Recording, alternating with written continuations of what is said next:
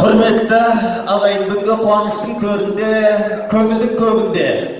Қазақта кереметте сөз бар, жылқыдан текті мал бар ма, қымыздан тәтті бал бар ма?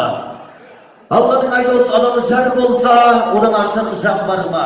Сезімдерің пәк болсын, көңілдерің ақ болсын, қырда жүрген қыдыр кеп, шаңдақтарыңа тап болсын дейміз. Айналайын екі жас, бастарыңа үзге дейін бақ болсын.